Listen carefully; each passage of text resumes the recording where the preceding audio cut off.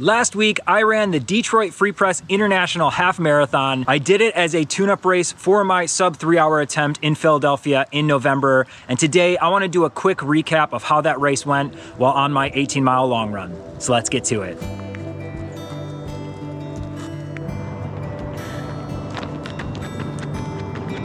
Just hit mile 1, 7 minutes 46 second, minute mile split. Current heart rate is 149. Just hit mile 2, 7:42 minute mile split. Current heart rate is 153. So I'm currently on holiday in Charlevoix, Michigan. I've never been here before. So I wrote my route down on my arm, but didn't realize my watch would actually be covering the route. I'm about to turn onto the street I'm planning to do most of my long run on. Fingers crossed, it's not that busy and I don't regret picking this route. Well, at least for a little bit, there's a sidewalk on this road. Who knows how long this goes for? Just hit mile 3, 7:35 minute mile split. Current heart rate is 153. Just hit mile 4, 7:56 minute mile split. Current heart rate is 155. So I want to break this race recap into 3 sections. Section 1 will be the start of the race till roughly mile 4. Section 2 will be mile 4 to mile 8. And then section 3 will be mile 8 through the finish of the half marathon. So for the beginning of the race, the Detroit Marathon and half marathon both start on Fort Street and basically do a 2-mile straight shot down Fort along the Detroit River, or a little off the Detroit River. Like I said, 2 miles, and then you hit like a large loop into a smaller loop to go onto the Ambassador Bridge. Once you've gone through the bridge, you've done 4 miles roughly of the race. So starting off, my main objective was just to make sure that I start controlled, not too fast, and that I settle into my pace in those first 4 miles.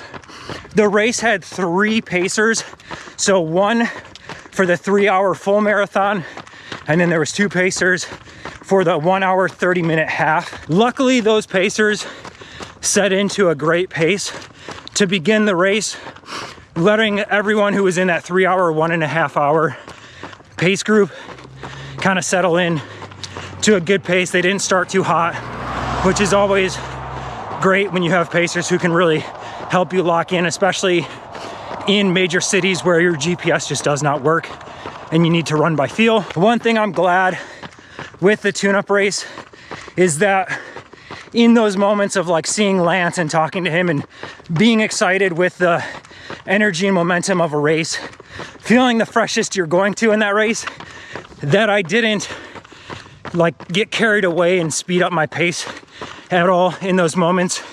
I stayed settled into that 645, 650, which is basically the paces I hit throughout the first 4 miles. You come up to the Ambassador Bridge on that smaller loop, and that's when you actually start the incline for the bridge. The bridge is roughly a half-mile climb up and then a half-mile climb down with about 3 to 4% grade for the bridge. One positive to take away from this race, I did the half last year and I struggled a little bit on the Ambassador Bridge, and then there's one more kind of big hill, the Windsor Tunnel, which is later in the race, and I really struggled on that one.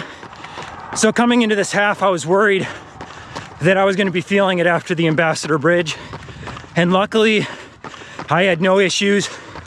Going up the bridge was extremely easy, and I think part of that is a benefit to just locking into my pace early on with the pacers and the pace group and just finding a really nice stride to kind of hold through that steady climb. So goal number 1 for this tune-up race, to start controlled and start slow and not let everything kind of just carry me away. Went off flawlessly, which is really good for Philly, because now I have a good idea of what that feels like and what I should be looking for when I start the full marathon in Philadelphia. Just hit mile 5, 7:50 minute mile split. Current heart rate is 149. Just hit mile 6, 7:38 minute mile split. Current heart rate 159. So fortunately there was a sidewalk on this road for about 3 to 4 miles. It ended at roughly 5.5 miles. I was hoping it would go the full distance. It did not. To be honest, I'm not even mad because I wasn't expecting that in the first place. And with these views that I've got going on with my run, I literally feel like I've ran straight into a quintessential fall painting. Just at mile 7, 7:28 minute mile split. Current heart rate is 142. Just hit mile 8, 7:24 minute mile split. Current heart rate 146. So the second section of the free marathon after the Ambassador Bridge, you kind of make a turn out and then you come back down into Windsor, Canada. You run down, there's like a water station, then you turn right and you run along this primary road through Windsor along the Detroit riverfront, which is really nice, great views throughout that whole section of Windsor until you turn to go back to the tunnel. That part isn't completely flat. There are some small rollers throughout that section of Windsor. My second objective with this tune-up race was to practice fueling. The goal was fuel every 40 minutes. I missed the first fueling by quite a while. I did it at like mile 50, or not mile, minute 56. So I missed that 40-minute goal by like 16 minutes. And the worst part about the whole thing with that goal specifically was that I actually filmed at mile 6 that we had just crossed in an elapsed time of 41:14, which means I even acknowledged that we were at the 40-minute mark. And for some reason, I just never thought to actually take a gel. I was taking in all the views with the Detroit skyline and the riverfront and just enjoying the crowds that were all there, especially because it's just so early in the morning. It feels really good to acknowledge those who come out to cheer for you and take time out of their day to basically cheer for strangers that they'll literally see for like 2 seconds and then never see again. So for me, I was really focused on that. And like I said, missed my fueling strategy of that 40 minutes. Took it at minute 56. And I'll chalk up goal number 2 of fueling to like a C- because I did get my second gel in at the proper 120. So I did not miss the second gel. But missing that first gel, even though I wasn't feeling like I needed a gel, even at minute 56, the whole idea was to practice for the full marathon. And that may have come back to bite me if I had been running the full, kind of missing that early fueling. Another thing to note really quick, with water, I was doing like every second to third water station, I would take some water. I was trying to limit how much water I was actually taking in the beginning, because it's not something I really practice on my long runs. And so it shouldn't be something I'm like doing too much in races if I'm not practicing it. So I didn't really take as much water as I typically do on races. And it actually played out kind of in my favor. So once you get through Windsor, you then go into the Windsor Tunnel. That's mile 7 is literally at the entrance of the tunnel. And then mile 8 is coming out of the tunnel. Again, this was another moment where, referencing last year's half marathon, I really struggled with the Windsor Tunnel last year. It's super hot in there. There's no airflow. You have that long uphill incline, and then you get to the top and it flattens out. You never kind of get like a downhill to like recollect yourself. And last year I really struggled. So I was worried about how I'd feel this year, because from mile 8 on last year, I had to dig deep and I really started to fade away at that point on. So this year, going through the Windsor Tunnel, like I said, I was worried. Came through to mile 8 and felt super strong throughout the entire tunnel. Had no issues with the incline, which had me questioning why it was so difficult last year and what did I kind of mess up with my training last year to make the Windsor Tunnel feel so hard. because this year it was really easy, which is a huge confidence booster for me. Between the Ambassador Bridge and the Windsor Tunnel, those were my two kind of like, these make me super nervous points of the race.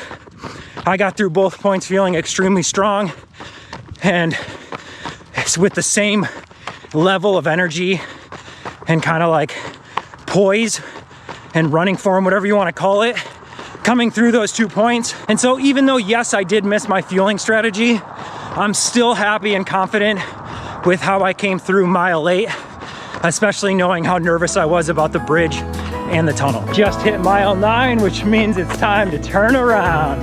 7:34 minute mile average or split. Heart rate is 154. Just hit mile 10, 7:35 minute mile split. Current heart rate is 151. One thing I'm beginning to realize as I head back into town on this run is that there was a lot of gradual downhill on these 9 miles out with no real uphill, which means all the uphill is on the way back. Just hit mile 11, 7:23 minute mile split. Current heart rate is 145. Just hit mile 12, 7:28 minute mile split.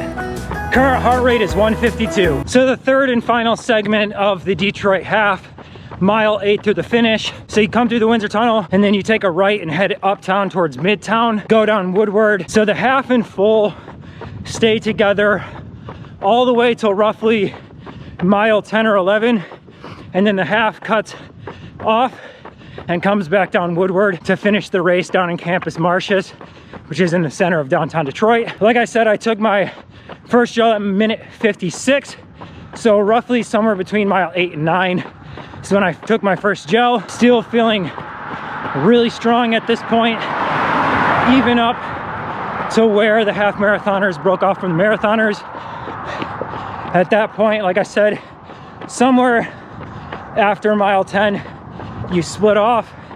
I said good luck to the marathoners. We were literally left with 5 people, 2 pacers, Rick and Michael, and then 3 runners. At mile 11, I was debating on, do I kick? Because the whole goal for this half was to hold steady through the entire half and basically cross the finish line and then ask myself the question, is that repeatable? Can I do that for another 13.1? Like, how do I feel? So doing a kick or like a push at the end of the race would kind of negate that whole goal, because as soon as you kick, you're using more energy. I'm going at a higher clip from my pace, which means I'm not gonna feel how I need to feel at the end to ask myself, is that repeatable?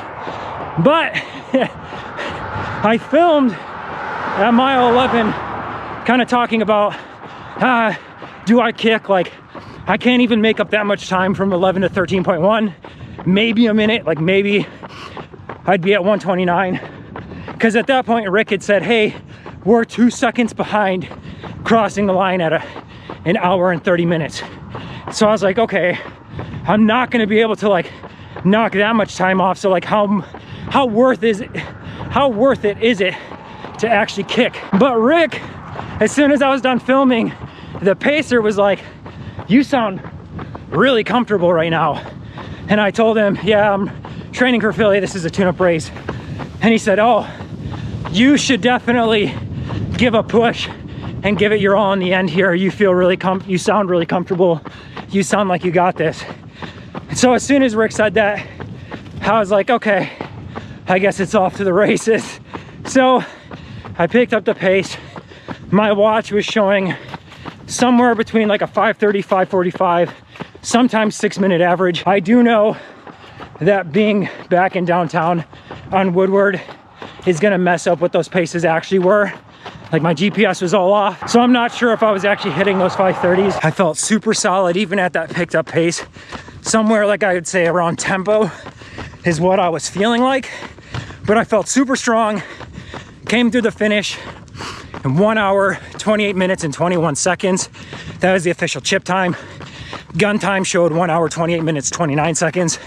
So chip and gun weren't that far off, but I felt super strong And I'm happy that the pacer, Rick, encouraged me to push it out through the end of that race, because it felt really good to know I had enough energy in me to basically, for 2 miles, maybe a little less, like 1.5 miles, hold tempo or close to threshold at the end of a half during a full week of training, where I did a 24-mile long run this Sunday prior and still put in, I think, like 60 miles for the week. So that felt super good. Just hit mile 13, 7:37 minute mile split.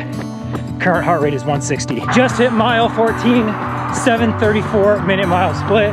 Current heart rate is 143. I am so happy to be back on this sidewalk. Just hit mile 15, 7:41 minute mile split. Current heart rate is 149. Just hit mile 16, 7:29 minute mile split. Current heart rate is 152. Some final thoughts for this race recap. I would give myself a grade for this tune-up race of a B. A solid B. I hit my first goal and executed it flawlessly. I missed my second goal flawlessly. And my third goal, the jury's still out.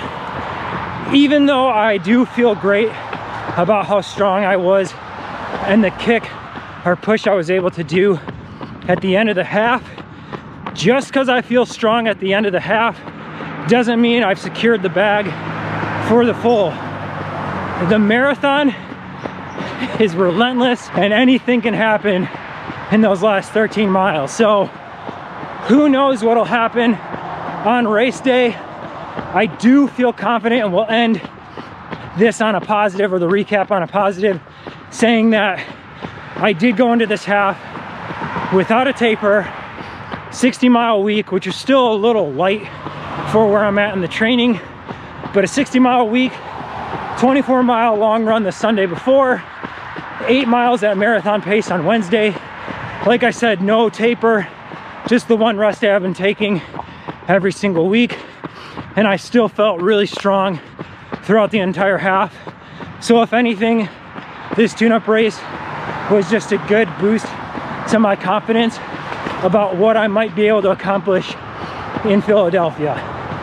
Philly's 30 days away, so just got to put my head down, keep running, keep staying consistent, stay healthy, and show up to Philly in 30 days and see what happens. Just hit mile 17, 7:24 minute mile split. Current heart rate is 149. And with that 18 miles complete, I did 18.01 miles. Took me 2 hours, 16 minutes and 22 seconds with a 7-minute, 34-second minute mile average. I didn't get lost, which means the directions work.